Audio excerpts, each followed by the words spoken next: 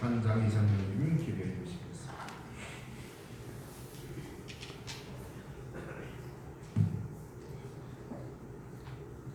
사랑과 은혜가 충만하시며 일상 속에서 승리케 하시는 하나님 아버지, 지난 한 주간도 주님의 승리 가운데 거하게 하시며 제2로 하나님의 권능을 힘입어 승리하게 하시다가 주의 전에서 거룩한 예배를 드리게 하심을 감사합니다.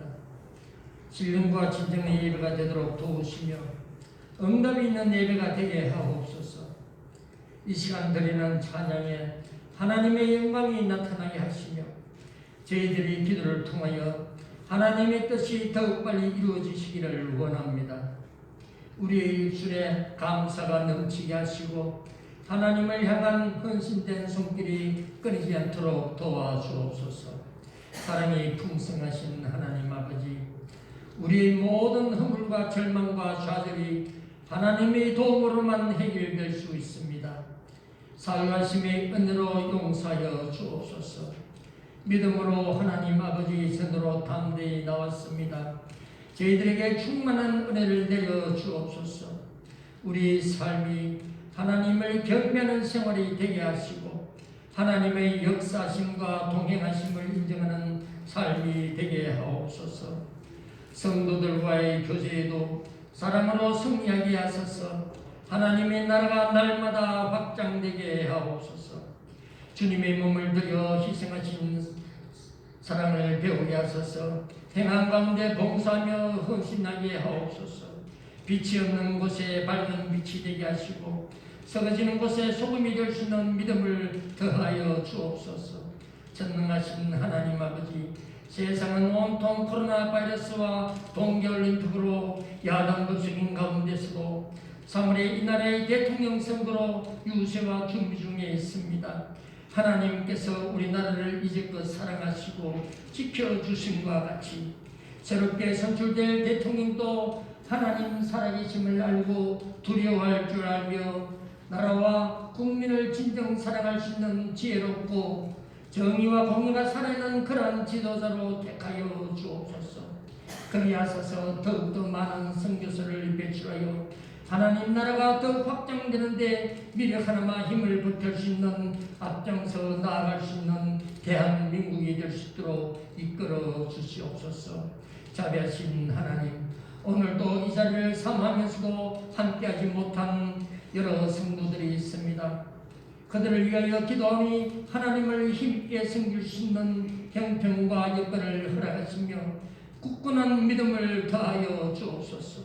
또한 이 시간 목사님을 통하여 주시는 말씀이 은혜가 되게 하사 우리의 신앙이 뿌리를 내리고 인격이 성숙하며 우리의 믿음이 날로 성장하게 하시고 우리를 선하게 인도하여 주옵소서. 우리를 시험에 들지 않도록 주장하여 주시고 하나님의 영광을 위하여 살게 하옵소서. 우리의 연약함으로 죄 범하지 않도록 함께 하시길 원하오며 거룩하신 예수님 이름으로 기도드립니다. 아멘.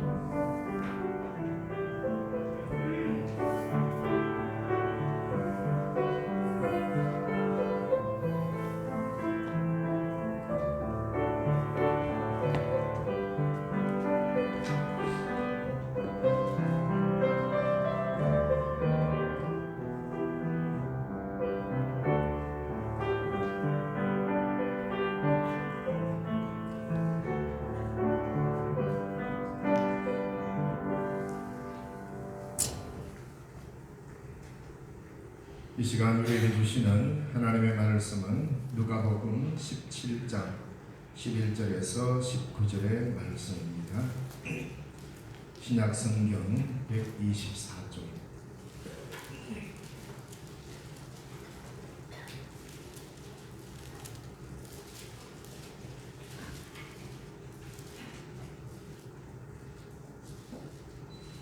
봉독해 드리겠습니다. 누가복음 17장 11절에서 19절의 말씀입니다. 예수께서 예루살렘으로 가실 때에 사마리아와 갈릴리 사이로 지나가시다가 한 마을에 들어가시니 나병 환자 10명이 예수를 만나 멀리 서서 소리를 높여 이르되 예수 선생님이여 우리를 불쌍히 여기소서 하거늘 보시고 이르시되 가서 제사장들에게 너희 몸을 보이라 하셨더니 그들이 가다가 깨끗함을 받은지라. 그 중에 한 사람이 자기가 나은 것을 보고 큰 소리로 하나님께 영광을 돌리며 돌아와 예수의 발 아래 엎드려 감사하니 그는 사마리아 사람이라. 예수께서 대답하여 이르시되 10사람이 다 깨끗함을 받지 아니하였느냐? 그 9은 어디 있느냐?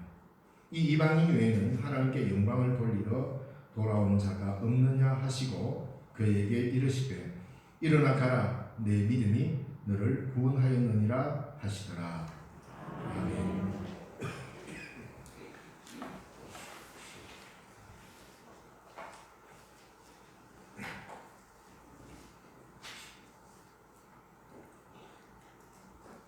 네, 오늘 이 본문은 우리가 많이 여러 번 읽는 본문 중에 하나이지요. 제 기억으로만 해도 이 본문을 가지고 여러 번 말씀을 전한 기억이 납니다. 근데 성경이라는 것이 참 귀한 것이 10년 전에 읽을 때 또 하나를 새롭게 본문을 통하여서 귀한 말씀의 깨달음을 얻는다면 또 몇 년 후에 읽으면 또 다시 다르고 또 다르고. 그래서 오늘 이 본문을 가지고 제가 정확하게 해보진 않았습니다만은 아마 공식상에서 설교한 것만 해도 한번 4번, 6번은 될 것 같습니다. 왜냐하면 이 본문이 주는 의미가 워낙 귀하고 그 깨달음이 커서 오늘 본문을 읽으면서 우리가 과거와 미래 그리고 우리는 어디를 향하여 살고 있는가 이걸 다시 한번 돌아보게 하는 귀한 말씀이어서 함께 은혜를 나누고자 합니다. 일제강점기 시대에 살았던 나병 환자 시인이 있습니다. 한하운 씨라는 시인이 있었는데 이 사람이 나병 환자였지만 그의 시구가 굉장히 강렬한 시들이 좀 많은데 그 중에 하나가 내 죄명은 문둥이. 시 제목이 내 죄명은 문둥이라는 이 시가 있습니다.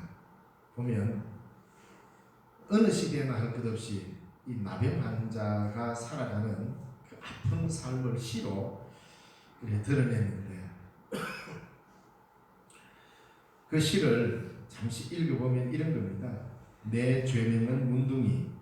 이거 참 어처구니 없는 죄올시다. 아무 법조문에도 어느 조항에도 없어서 내 죄는 변호할 길이 없습니다.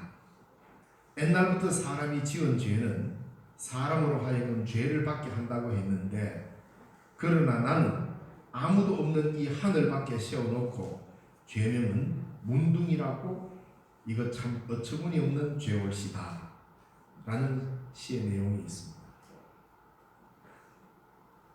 사람들로부터 소외당하고 공동체로부터 쫓겨나고 그래서 하늘로부터 쫓겨나야 홀로 살아가야 하는데 내가 무슨 죄를 지었나 돌아보니 문둥이라는 죄밖에 없다는 거죠. 그래서 이건 법조문에 있는 죄도 아니고 그래서 그걸 그대로 표현한 이 시가 굉장히 좀 애잔하게 만들고 어느 시대나 어느 나라나 할 것 없이 이 나병은 사람들로부터 격리되는 하늘의 천벌로 여기며 살아왔습니다. 고대 시대 때부터 구약 성경이나 신약 성경이나 오늘날 할 것 없이 이 나병은 사람과 헤어져서 격리되어서 살도록 만듭니다. 그러다 결국 비참한 최후를 맞이하는 이 병이죠. 그래서 감염학자, 의학자들의 말을 빌리면 이 지구상에는 한 번도 이 나병 환자의 숫자가 줄어든 적이 없다. 지금도.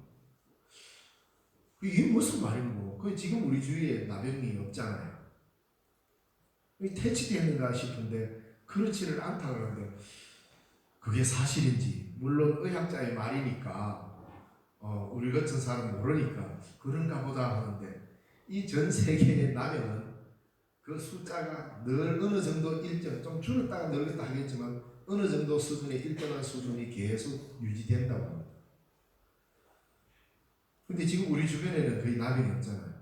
영천에도 저기 오수동 쪽에 제가 옛날에 울산에 있을 때는 울산 병영이라는데 대구도 그렇고 각 도시마다 항상 외곽의 어느 지역에 이들의 공동체가 모여 살도록 격리되어 있는 어떤 특정한 마을들이 형성되어 있고, 그래서 그들에게 그래도 먹고 살아야 되니까 일을 해야 되니까 양계업을 굉장히 많이 하는 일이었습니다.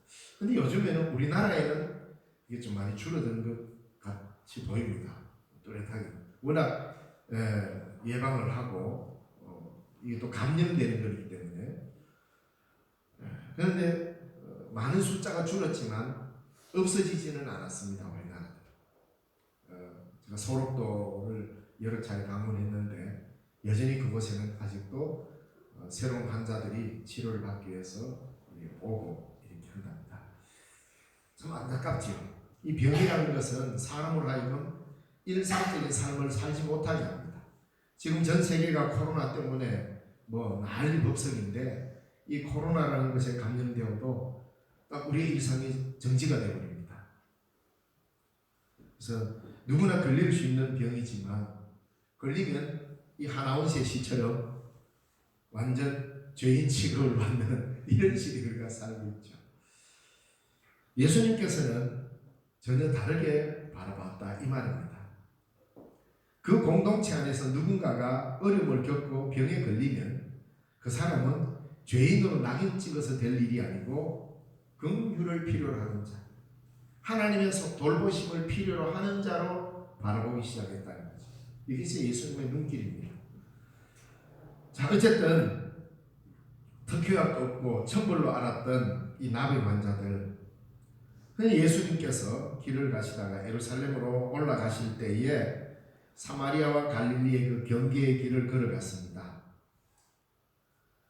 근데 10사람의 나병 환자를 만났는데 오늘 본문에 보면은 예수님의 그 치유의 능력으로 은혜를 베풀었고, 그리고 이 사람들이 제사장에게 자기 몸을 보이러 가기 전에 이미 가면서 다 나았다 그랬습니다. 그래서 9사람은 제사장에게 갔고 그 중에 한 사람이 예수님의 발 앞에 엎드려 감사하고 예수님의 구원을 선포하는 것을 듣게 되었다 이 말입니다. 과연 오늘 이 본문에서 우리가 무엇을 할 수 있을까? 주님께서 우리에게 뭘 이야기하고자 이 귀한 내용을 여기다 실었을까? 10사람의 나병 환자들은 예수님을 만났을 때 그들은 소리 높여 이렇게 말했습니다. 예수 선생님이여, 예수 선생이여, 우리를 불쌍히 여기소서. 우리를 긍휼히 여겨달라는 말을 하지 않았습니까?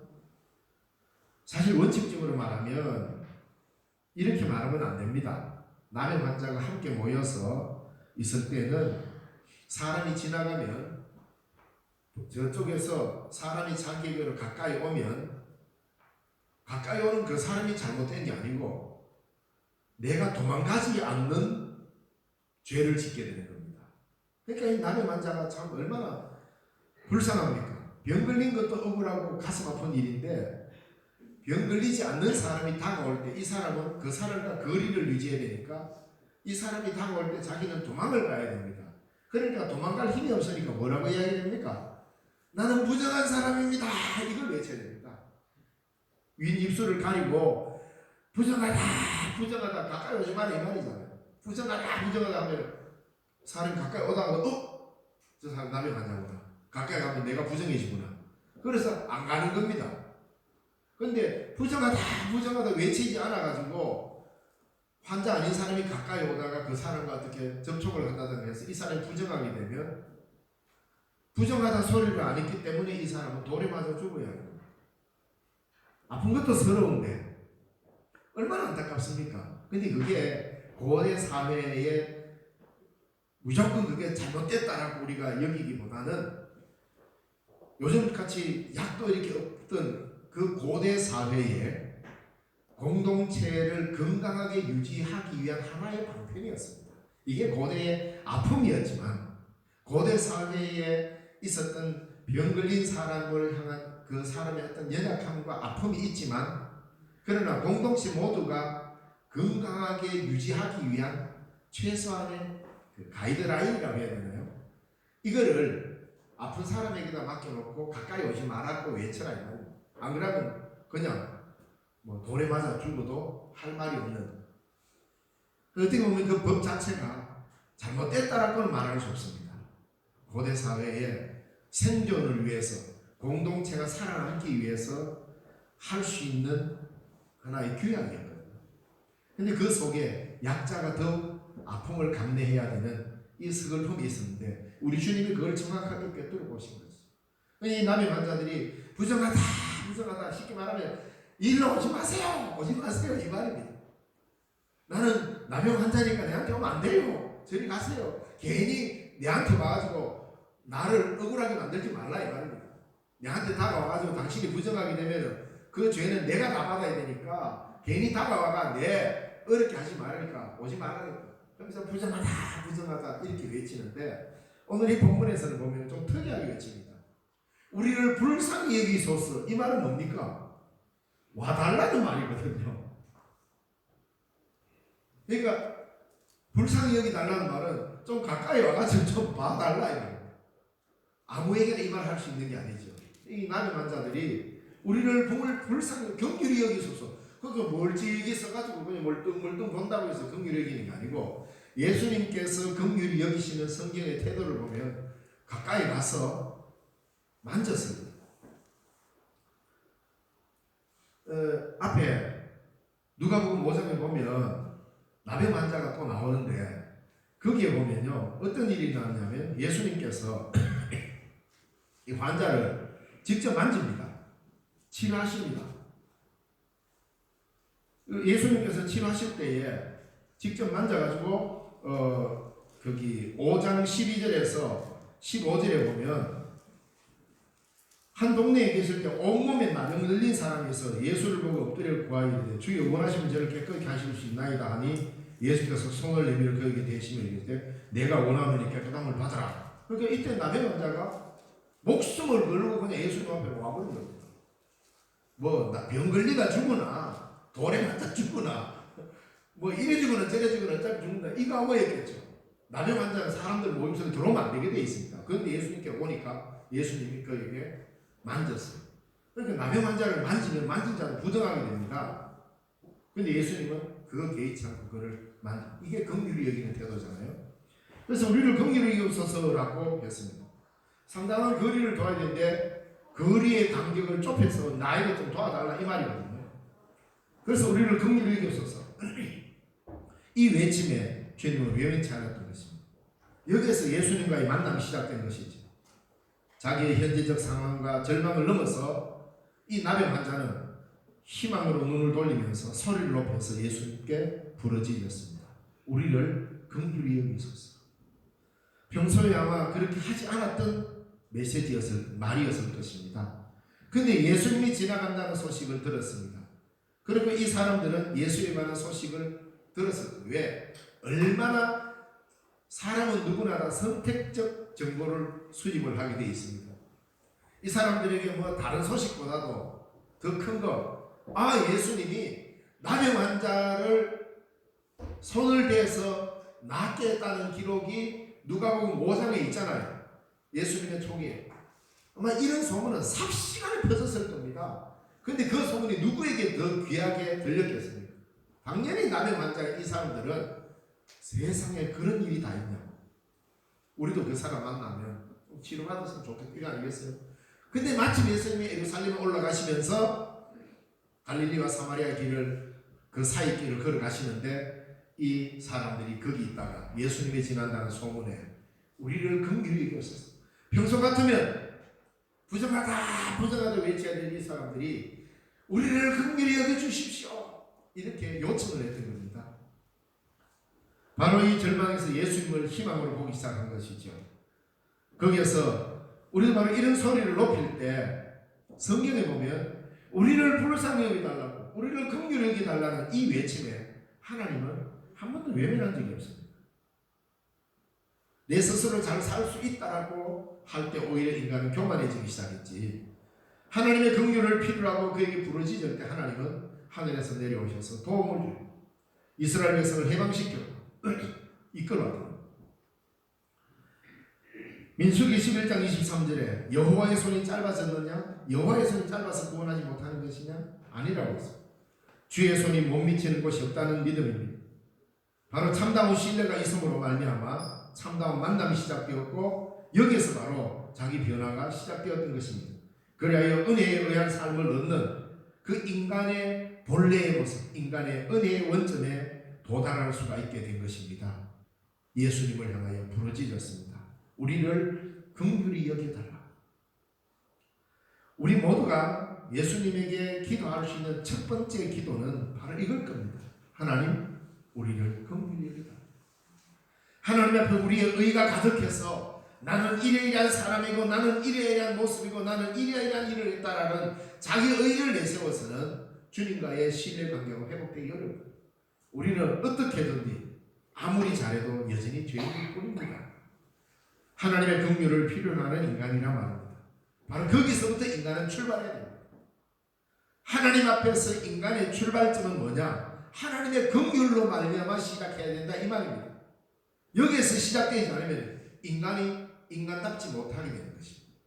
하나님과 우리는 대등한 관계에서 나눌 수 있는 일이 없습니다. 언제나 하나님의 긍휼을 구하는 이 자세에서부터 하나님에게로 나아가는 것입니다. 예수님께서 이 10사람의 나병 환자들의 부르짖음을 결코 그냥 귓전으로 흘려보내지 않았습니다. 다른 모든 사람들, 그들은 그들의 큰 소리를 듣고 피해갔지만 부정하다 부정하다 외쳤을 때 모든 사람이 이들을 피해갔지만 예수님께서는 그 부르짖음을 깊이 듣고 그들에게 말합니다. 그 즉시로 너희들은 가서 제사장들에게 너희 몸을 보이라 그렇게 명했던 것입니다. 앞에서도 잠시 말했지만 누가복음 5장 12절에서 14절에 나오는 나병 환자를 고칠 때와는 조금 뭔가 내용이 다른 것 같죠. 어떻게 좀 만족스럽지 못한 것 같습니다. 뭐 안고 좀 안수도 해주고 막 기도도 해주고 이래가 나서야 되는데 그렇지 않고 그냥 보냅니다. 그러니까 예수님의 치유 방법은 그때 달랐습니다. 항상 안수하고 항상 만져줘야만이 병 낫는 게 아닙니다.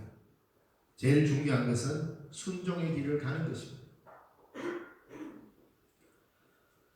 자, 이렇게 10사람의 병자들이 예수님의 명령을 신뢰하면서 아직 실현되지 않는 병고침이 반드시 이루어질 줄 믿고 그들은 아마 제사장들에게 걸어갔을 겁니다. 아하, 저 사람이라고 하면 하는 시키는 대로 우리가 하자. 그래서 예수님이 너희 몸을 빨리 가서 너희 몸을 제사장에게 보이라. 그 말을 듣고 그들은 제사장에게로 갔습니다. 그런데 가기도 전에 가는 도중에 몸이 다 나아버렸습니다. 자, 바로 이 자리가 참 중요합니다. 제사장에게 가지 않았지만 가는 도중에 병이 나았단 말입니다. 이 지점이 매우 중요합니다. 여기서 더 이상 우리는 어디를 향해 가야 하는지를 예수님이 말해준 거죠. 신앙이란 이와 같이 아직 보지 못하는 장래를 이미 보는 것 같은 희망과 확신을 가지고 살아가는 거 아니겠습니까? 가라 하니까 갔습니다. 자, 이래서 가다가 병이 나았습니다.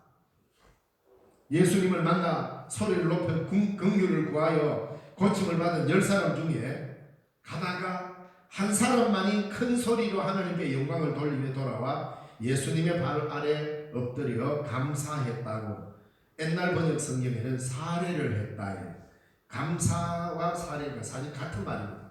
구체적인 예를 갖추었다는 표시죠. 사례를 했다. 자, 이 사람은 병고침을 받음으로써 새 삶을 얻고 지금 일어난 일의 의미를 깨닫게 되었고 은혜의 원점에 서서 자기에게 일어난 일에 대하여 하나님께 영광을 돌린 것입니다. 예수님이 제사장에게 보이라 하는데 가는 도중에 병이 나았다. 제사장에게로 뛰어가는 걸음의 그 9명의 걸음도 얼마나 활기찼겠습니까? 이야, 드디어 어떻게 이렇게 병이 나을 수 있을까? 하고 그들은 제사장들에게 빨리 뛰어가서 자기의 건강한 모습을 보이기 위해서 뛰어갔습니다. 그런데 한 사람은 갑자기 유턴해 버렸습니다. 우리가 흔히 말하는 회개라는 말이 바로 이 유턴입니다. 제사장에게로 보이러 가는 길도 이 사람들 입장에서 나쁜 길이 아니죠. 그런데 예수님께서 왜 제사장에게로 보냈을까? 그 이유는 다른 거 아닙니다. 보낸 이유는 다시 돌아오라는 말입니다. 우리는 보내면 그냥 가면 되는가 보다 하고 그냥 가버립니다. 가고는 아무 일이 없습니다. 가는 것이 중요한 게 아니라 가는 그 지점에서 자기 몸이 나았음을 깨달았을 때 유턴했다 이거예요. 이게 믿음이야. 이게 신앙인 거죠. 자, 이게 왜 중요한 건지, 중요한 길인지를 우리가 다시 한번 살펴봐야 할 것입니다. 이사야 35장 10절 말씀에 여호와의 속량함을 얻은 자들이 돌아오되 노래하며 시온에 이르러 그 머리 위에 영영한 희락을 띠고 기쁨과 즐거움을 얻으리니 슬픔과 탄식이 탈환하리로다 했습니다. 바로 돌아온다라는 말, 하나님께로 돌아간다는 말, 바로 이런 기쁨을 표현하는 것이죠. 처음에 이들이 뭐라고 불렀습니까? 예수 선생이여라고 했습니다. 예수님에 대한 구주의 입장, 하나님에 대한 입장은 전혀 없었습니다. 여기서 선생이라는 말은 랍비입니다. 그러니까 고대 유대교에서 이 랍비들도 종종 환자를 고치곤 했습니다. 그래서 이 사람들은 위대한 랍비 중에 한 사람쯤으로 생각했을지도 모릅니다. 예수 선생이여. 돌아가다 병이 나왔습니다. 제사장에게로 달려간 9사람은 여전히 예수님은 그에게 선생이지만 되돌아온 이 사람은 그 예수님을 하나님과 동등함으로 알기 시작했던 것이죠. 그래서 딱 돌아서면서 그가 뭘 했습니까? 하나님께 영광을 돌렸다고 했어요. 큰 소리로 하나님께 영광을 돌리며 뒤돌아섰습니다. 바로 이 눈길, 이 깨달음이 이 사마리아 한 사람, 나병 환자 이 사람, 고침받은 이 사람에게는 바로 그 순간이 예수님은 선생이 아니라 하나님과 함께 있는 분, 하나님과 동등한 분, 구세주로 깨달은 것이죠. 바로 이게 그 삶을 돌이키게 만드는 겁니다. 하나님께 영광을 돌렸다. 돌아온 이 한 사람의 기쁨은 그가 그리스도에게서 고침받고 거기서 하나님의 깊은 은혜와 긍휼을 실제적으로 느꼈던, 실감했던 것이죠. 그래야 자기는 결코 하나님께 저주받은 존재가 아니라 하나님의 사랑을 입은 자구나라는 것을 깨달은 자입니다. 나병 환자로 살 때에 많은 사람들도 손가락질을 당하고 배척을 당하고 했을 때 사람은 육체적으로 걸린 그 병도 무섭지만 자기 스스로 자기를 깎아내리면서 아이고 나는 하나님께로부터 버림받았는가 보다, 나는 하나님의 저주를 받았는가 보다라며 자기가 자신을 깔아먹는 이것이 더 심각한 병인 것입니다. 그래서 사람들은 어떤 병에 걸리면 그 병 자체보다도 자기 자신을 그렇게 봐버리는 이런 우울증이라든가 이것이 위험한 이유가 거기 있습니다. 아마도 이 나병 환자는 나는 저 많은 사람 중에 왜 하필 내가 이런 병에 걸려야 되나 하면서 자신을 저주하며 살았는지도 모릅니다. 그런데 예수님을 만나서 내가 하나님으로부터 버림받고 저주받은 자가 아니구나, 그걸 깨닫고 그 자리에서 하나님께 큰 소리로 영광을 돌렸습니다. 하나님으로부터 받은 저주가 아니고 나에게 새로운 삶을 주시는 하나님의 은혜를 깨닫게 하셨군요, 이거 아니겠어요? 그리고 그는 가던 길을 제사장에게로가 아니라 그리스도에게로 다시 되돌렸습니다. 오늘 우리도 이 은혜에 의해서 살아났다는 실감을 나타내지 않으면 안 될 것입니다. 우리 모두는 그리스도인으로서 바로 구원 얻은 자들 아닙니까? 바로 오늘 여기 나온 이 사람의 경우 본문 15절과 16절에 그 실감나는 모습을 잘 보여주고 있습니다. 첫째로 그는 예수님께로 돌아왔다고 했습니다. 은혜의 원점을 알고 거기에 돌아와 감사를 표하는 것은 무엇보다도 본질적인 일이며 도덕적 의무이기도 합니다. 딱 돌아섰다. 뭡니까? 감사를 표현하는 첫 번째 걸음입니다. 그 다음에 둘째로 큰 소리로 13절에 보면 그들은 큰 소리로 예수님에게 긍휼을 구하고 있었으나 이제 여기서는 15절 16절에서는 큰 소리로 하나님께 영광을 돌렸습니다. 이제는 외치는 소리가 달라졌다 이 말입니다. 부정하다 부정하다고 외치면서 자기를 규정하는 소리를 하고 나를 불쌍히 여기소서 했던 이 외침의 소리가 이제는 하나님께 영광을 돌리는 소리로 할렐루야로 외치는 소리로 바뀌어졌다 이 말입니다. 하나님께 영광을 돌리는데 그의 목소리를 크게 외친 것입니다. 그리고 주님께 돌아와 엎드렸다고 했습니다. 이건 바로 예수님께 대한 사랑과 전적 신뢰의 표시 아니겠습니까? 엎드렸다는 말. 내가 낳은 것은 나의 공로가 아니라 전적으로 당신의 은택일 뿐입니다 라고 하는 하나의 표시인 것이죠. 신앙은 엎드리는 겁니다. 잘하든 못하든 우리는 하나님 앞에 엎드려야 하는 존재 아닙니까? 이 엎드리면서 시작하지 않으면 신앙은 올바로 일어설 수 없게 되어 있습니다. 하나님 앞에 엎드리는 것을 먼저 우리는 배워야 합니다. 우리가 기도한다는 건 뭡니까? 그건 엎드리는 겁니다. 하나님 앞에 엎드립니다. 그리고는 감사했다. 옛날 성경에는 살해했다라고 이렇게 나오는데 감사했습니다. 이 한 사람의 사마리아인의 감사는 다른 9사람의 유대인의 배은망덕함과 대조되죠. 9사람은 율법에 의해 지배되었고 이 사람만이 은혜에 참여할 수 있었던 것입니다. 그리고 그는 은혜 안에서 믿음을 통하여 구원을 얻은 것입니다. 이 돌아왔다는 말, 예수 선생님 여기에서 그는 곧 예수님이 하나님의 아들이라는 것을 깨달은 것입니다. 그 순간 그는 예수님 앞에 무릎을 꿇었고 엎드렸습니다. 여기서부터 그는 은혜의 삶을 살게 된 것입니다. 예수님이 묻습니다. 야, 9명 어디 갔냐? 이거 아닙니까? 다 깨끗함을 받았는데 9명 다 어디 가고 없노? 예수님 앞에 돌아와서 하나님께 영광을 돌리는데 그 9은 어디 있느냐? 이 이방인 외에는 하나님께 영광을 돌리러 돌아온 자가 없느냐? 이 이방인 유대인이 아닙니다.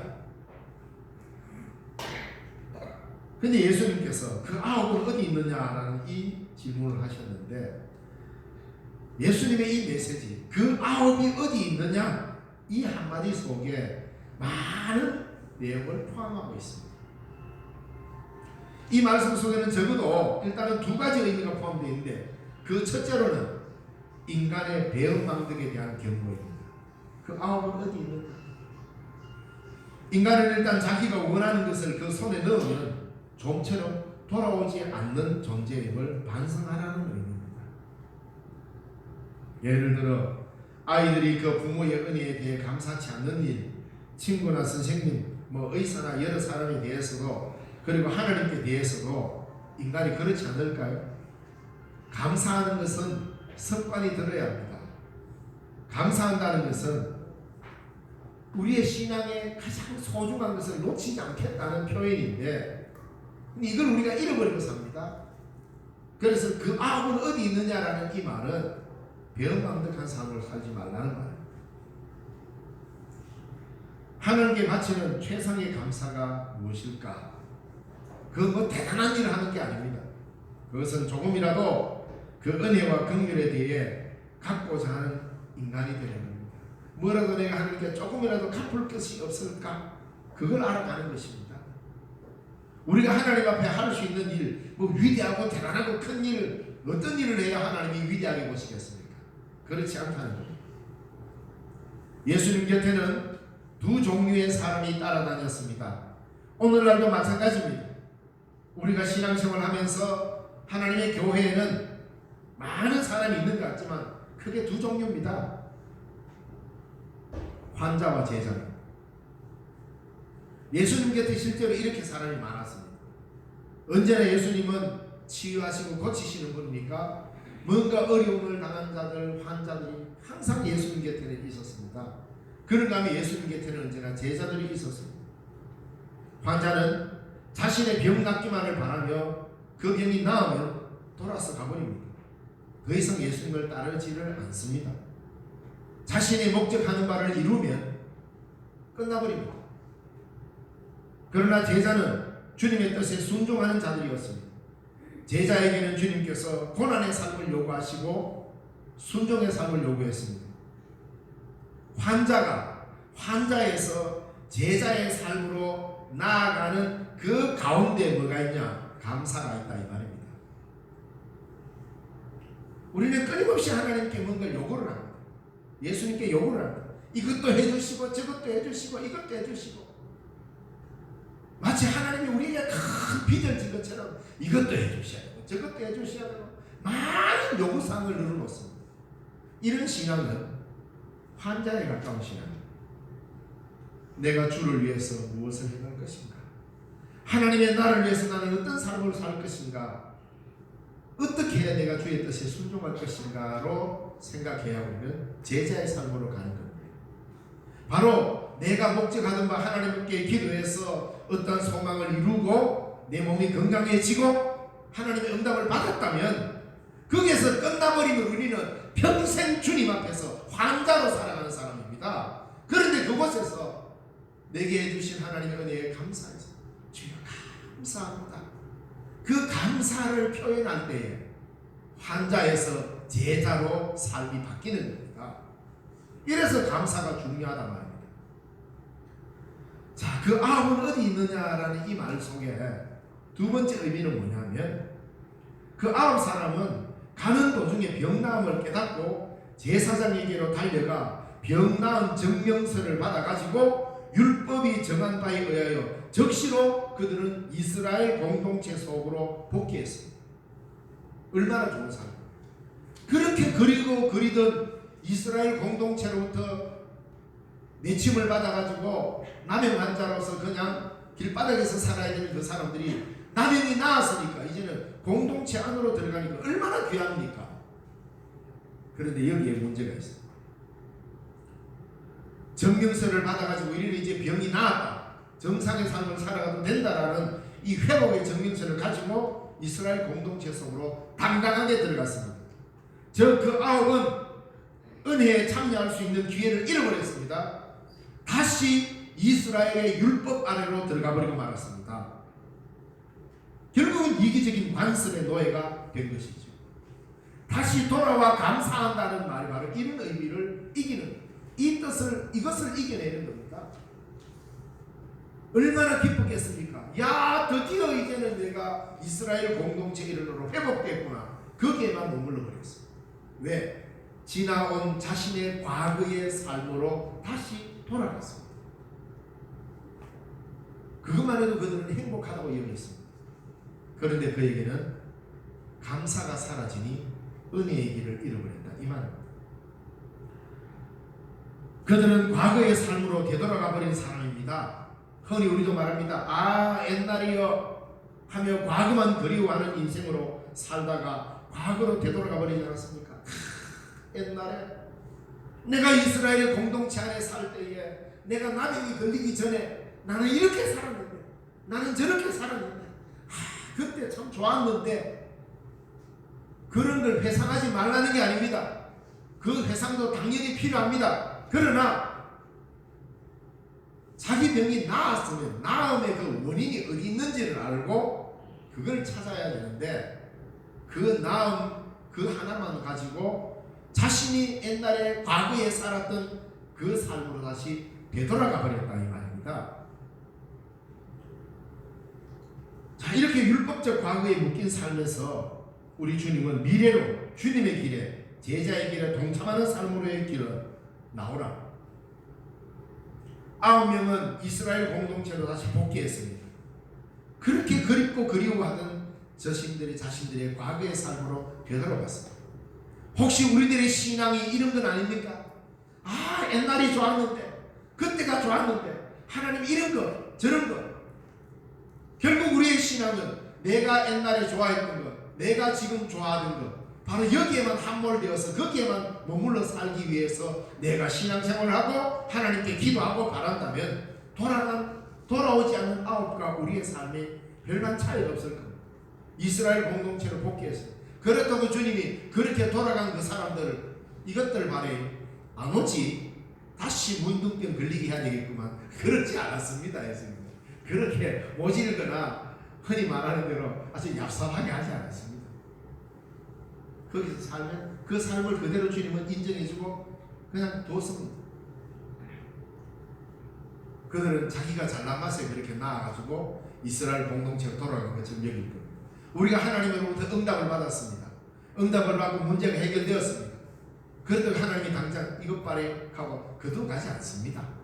그대로 그러나 그 삶이 지속될 때 그 삶은 제자의 삶으로 돌아오지 못합니다. 자, 이 감사한다는 건 이 남의 환자가 예수님께 돌아와서 감사할 때 뭘 대단한 걸 내놨겠습니까? 그동안 저축해 놨던 뭐 큰 금덩어리나 뭐 큰 헌금이나 뭐 대단한 걸 예수님 앞에 내놓으면서 내가 지금까지 모은 게 이거 다입니다 주님 감사 이랬겠습니까? 그러지 않습니다. 진실된 마음으로 하나님 앞에 와서 지금 내가 이렇게 된 것은 오로지 당신의 은혜일 뿐입니다라는 그 말 한마디였습니다. 여기에서 감사가 나왔잖아요. 바로 이 말이 그를 새롭게 했다 이 말입니다. 과거에 묶여있던 그 삶, 이 사람도 왜 과거를 그리워하지 않았겠습니까? 옛날에 내가 남에게 안 걸렸을 때 나는 이렇게 살았는데 우리들 가족과 그렇게 행복하게 살았는데 내가 왜 이놈의 할까? 그런 생각 왜 안 했겠습니까? 왜 과거로 돌아가고 싶지 않았겠습니까? 그런데 그가 길을 가다가 병이 낫고 보니까 다시 과거로 돌아가야 될 일이 아니라는 걸 깨달았고 예수님께 돌아와서 감사했습니다. 이게 그리스도인의 신앙으로서 과거에 집착하고 과거에 매이지 않는 신앙으로 살자는 길인 것입니다. 이게 뭡니까? 내가 누구에게 감사해야 될지를 알았던 사람입니다. 그래서 유턴한 겁니다. 과거로 다시 돌아갈 것이냐 다시 되돌아서 그리스도와 함께 미래를 열어갈 것인가 이 문제란 말입니다. 영원한 생명의 은혜 안에 새 삶을 얻을 것인가? 그렇지 않으면 다시 내가 이스라엘 공동체 율법의 공동체 안으로 노예의 새 산설에 얽매여 들어갈 것인가? 이거 아니에요. 그것은 우리들의 감사의 태도에 달려있다고 해도 과언이 아닙니다. 감사는 내 삶을 바꾸고 세상을 바꾸고 주님을 감동시키는 고귀한 믿음의 행동입니다. 제자가 될 것인가 환자로 남을 것인가의 갈림길에 감사가 놓여져 있습니다. 과거로 되돌아갈 것인가 주님과 함께 미래를 열어갈 것인가 감사에 달려 있습니다. 이스라엘 백성들이 광야에서 그들의 삶을 살아갈 때 가나안 땅을 향한 미래지향적 삶을 살았던 사람 여호수아와 갈렙은 한 번도 불평하지 않았습니다. 그들에게 주어진 광야의 고난의 삶을 감사로 여기고 자기에게 줄 가나안 땅을 바라보며 감사의 삶을 살았을 때 그는 가나안 땅을 실제로 얻었습니다. 그러나 자꾸 과거로 되돌아보면서 그래도 우리가 애굽에 있을 때에 노예로 살았지만 고깃가마 곁에서 그래도 건더기를 건지면서 먹었다. 부추를 먹고 파를 먹으면서 그래도 우리는 힘을 얻었다. 자꾸 광야에 나와가지고도 과거에 좋았던 기억만 되새기고 자꾸 뒤돌아볼 때 그들은 한 사람도 가나안 땅에 들어가지 못했습니다. 약속의 백성에게 있어서 가야 할 길은 과거를 되뇌이는 것이 아니라 주님과 함께 약속을 붙잡고 나아가야 하는 미래지향적 삶입니다. 다시 말하면 감사는 미래를 열어가는 것. 감사는 미래를 열어젖히는 삶입니다. 과거에 매여있는 삶은 감사할 수가 없습니다. 비록 내가 과거로 돌아갔다 할지라도 다시 말하자면 하나님 이렇게 해서 우리가 내가 옛날에 건강했던 모습으로 되돌아갔다는 것은 내가 다시 과거의 삶으로 과거의 모습으로 되돌아온 거잖아요. 그렇게 해서 과거로 되돌아왔다 하더라도 그 자리에서 하나님 감사합니다라고 하나님께 감사할 줄 아는 사람은 과거로 돌아간 사람이 아닙니다. 비록 과거로 돌아와서 과거의 내 모습으로 온전해졌다 하더라도 그거는 과거로 간 게 아니라 그 과거로 되돌아간 삶에서 감사할 때 그는 그 감사를 통하여서 주님과 함께 미래를 열어간다 이 말입니다. 과거로 되돌아갈 것인가 주님과 함께 미래를 열어갈 것인가 감사에 달렸습니다. 은혜를 입고도 과거로 달려간 9명의 대열에 설 것인가? 감사하는 한 사람이 될 것인가? 이게 오늘 우리들의 몫인 것입니다. 바로 우리의 미래는 감사하는 자에게 길을 열어줍니다. 주님은 우리에게 이걸 가르쳐주고 있다는 것을 기억하십니다. 기도하겠습니다. 살아계신 하나님 아버지, 은혜를 감사드립니다. 우리를 여기까지 인도하시고 주의 말씀 가운데 거하게 하시니 감사합니다. 언제나 우리의 삶을 되돌아보면 감사하지 않을 일이 없고 늘 감사의 삶을 살아야 함에도 불구하고 하나님 앞에 원망과 불평을 토로한 적이 한두 번이 아니었습니다. 우리를 용서하시고 긍휼히 여겨주셔서 우리 모든 과거를 딛고 일어서서 주님과 함께 하나님의 나라를 이룰 미래를 향하여 나아가는 용기 있는 주의 백성들이 다 되게 하여 주시옵소서.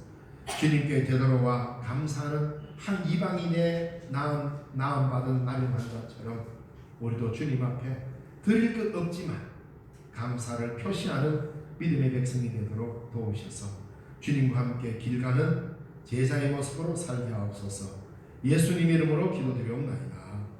아멘.